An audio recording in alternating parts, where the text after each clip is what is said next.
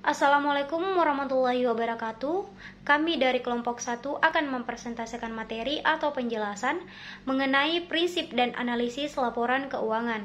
Sebelum saya lanjut ke materi, saya akan memperkenalkan anggota kelompok 1, yaitu yang pertama Muhammad Munadil Mufli dengan NIM 1892-142028, dan yang kedua adalah Nadila atau saya sendiri yaitu dengan NIM 1992-140018, dan yang terakhir adalah Rahmi Anugrah dengan NIM 1992-140019.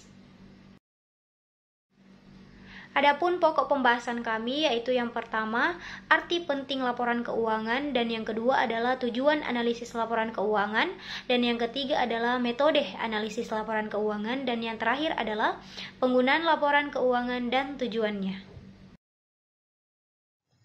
Adapun materi pertama yaitu arti penting laporan keuangan. Nah, analisis laporan keuangan adalah suatu proses penelitian laporan keuangan yang dilakukan untuk mengetahui tingkat profitabilitas atau keuntungan dan tingkat risiko atau tingkat kesehatan suatu perusahaan. Dan laporan keuangan pada dasarnya adalah hasil proses akuntansi yang dapat digunakan sebagai alat komunikasi data keuangan antara pengelola perusahaan dengan pihak-pihak yang berkepentingan dengan data-data tersebut. Nah, laporan keuangan itu dibuat untuk mengetahui gambaran tentang posisi suatu keuangan pada perusahaan serta hasil-hasil yang diperoleh oleh perusahaan tersebut. Nah, adapun laporan keuangan yang pokok. Nah, laporan keuangan yang pokok itu terbagi menjadi 3. Nah, yang pertama adalah laporan neraca, yang kedua adalah laporan laba rugi, dan yang terakhir adalah laporan aliran kas. Selanjutnya adalah karakteristik analisis laporan keuangan. Nah, karakteristik analisis laporan keuangan yaitu ada 3. Yang pertama adalah likuiditas. Nah, likuiditas adalah kemampuan seseorang atau perusahaan untuk memenuhi kewajiban atau hutang yang segera harus dibayar dengan harta lancarnya. Nah, yang kedua adalah profitabilitas, yaitu kemampuan memperoleh laba adalah suatu ukuran dalam persentase yang digunakan untuk menilai sejauh mana sih perusahaan mampu menghasilkan laba pada tingkat yang dapat diterima. Nah, yang terakhir adalah solvabilitas, yaitu kemampuan perusahaan untuk melunasi seluruh hutang yang ada dengan menggunakan seluruh aset yang dimiliki. Saya Muhammad Munadil Mufli, NIM 1892142028. Saya akan membacakan pihak-pihak yang berkepentingan dalam data-data keuangan perusahaan. Yang pertama, pemilik perusahaan. Yang kedua, manajer perusahaan. Yang ketiga, para investor dan kreditor. Yang keempat, pemerintah. Dan yang kelima, buruh. Keterbatasan laporan keuangan. Yang pertama, laporan keuangan yang dibuat periodik pada dasarnya bersifat interim report dan bukan laporan yang bersifat final.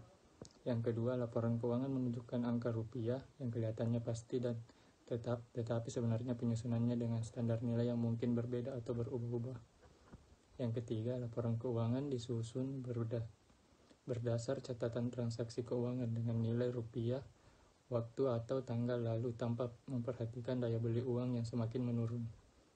Yang keempat, laporan keuangan tidak mencerminkan berbagai faktor yang tidak dapat dinyatakan dengan uang tetapi mempengaruhi posisi dan keadaan perusahaan, seperti prestasi dan reputasi perusahaan. Adapun materi yang kedua adalah tujuan analisis keuangan. Selanjutnya, tujuan analisis keuangan.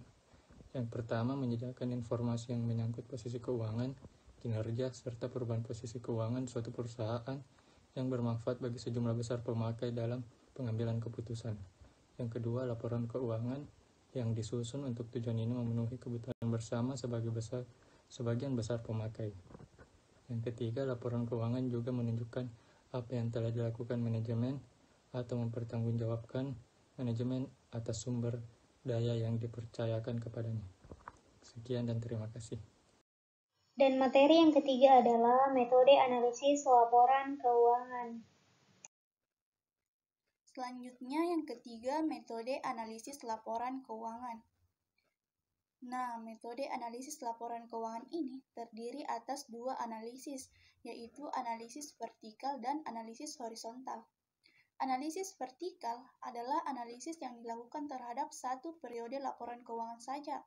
Maksudnya, informasi yang dilakukan hanya untuk satu periode dan tidak diketahui perkembangan perusahaan dari periode ke periode. Sedangkan analisis horizontal adalah analisis yang dilakukan untuk membandingkan laporan keuangan untuk beberapa periode. Dari hasil analisis ini akan terlihat perkembangan perusahaan dari periode sebelumnya ke periode selanjutnya.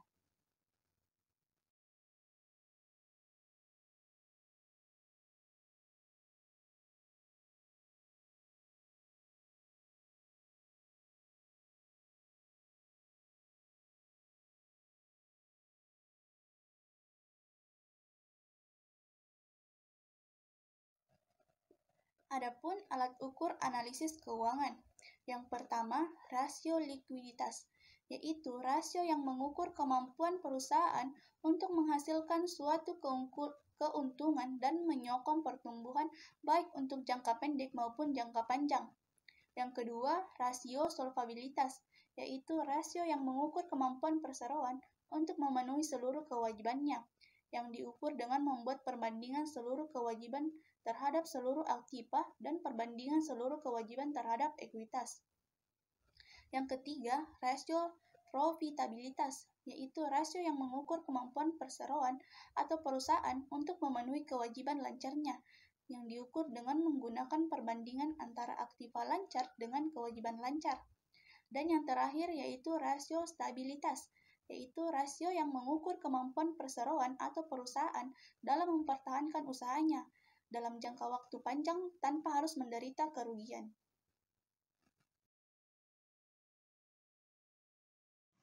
Dan materi yang terakhir adalah penggunaan laporan keuangan dan tujuannya. Kemudian yang keempat, pengguna laporan keuangan dan tujuannya. Adapun pengguna laporan keuangan yaitu yang pertama, investor. Investor membutuhkan informasi untuk membantu menentukan apakah harus membeli, menahan, atau menjual investasi yang mereka lakukan. Dan pastinya, pemegang saham juga akan tertarik pada informasi yang memungkinkan mereka untuk menilai kemampuan perusahaan dalam membayar dividen. Yang kedua, karyawan. Karyawan tertarik pada informasi mengenai stabilitas dan profitabilitas perusahaan, serta informasi untuk menilai kemampuan perusahaan dalam memberikan balas jasa, imbalan pasca kerja, dan kesempatan kerja. Yang keempat, pemberi pinjaman. Pemberi pinjaman tertarik dengan informasi keuangan yang memungkinkan mereka untuk memutuskan apakah pinjaman serta bunganya dapat dibayar pada saat jatuh tempo. Yang keempat, pemasok dan kreditor usaha lainnya. Pemasok dan kreditor usaha lainnya tertarik dengan informasi yang memungkinkan mereka untuk memutuskan apakah jumlah yang kewajibannya akan dibayar pada saat jatuh tempo. Kreditor usaha juga berkepentingan pada perusahaan dalam tenggang waktu yang lebih pendek daripada pemberi pinjaman, kecuali kalau sebagai pelanggan utama. Kemudian yang kelima, pelanggan. Para pelanggan berkepentingan dalam informasi mengenai kelangsungan hidup perusahaan, terutama kalau mereka terlibat dalam perjanjian jangka panjang dengan atau bergantung pada perusahaan. Kemudian yang keenam, pemerintah.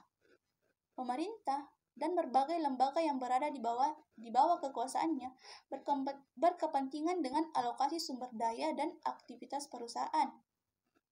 Mereka juga membutuhkan informasi untuk mengatur aktivitas perusahaan, menetapkan kebijakan pajak, dan sebagai dasar untuk menyusun statistik pendapatan nasional dan statistik lainnya. Dan yang ketujuh yaitu masyarakat.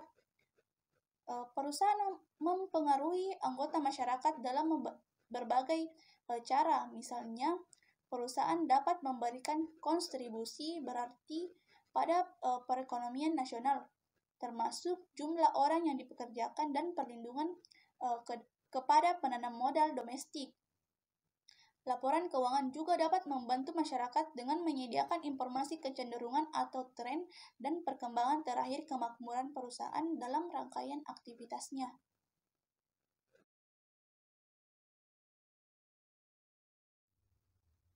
Sekian pembahasan materi dari kelompok kami mengenai prinsip dan analisis laporan keuangan. Kurang lebihnya mohon dimaafkan. Wabillahi taufiq wal hidayah. Wassalamualaikum warahmatullahi wabarakatuh.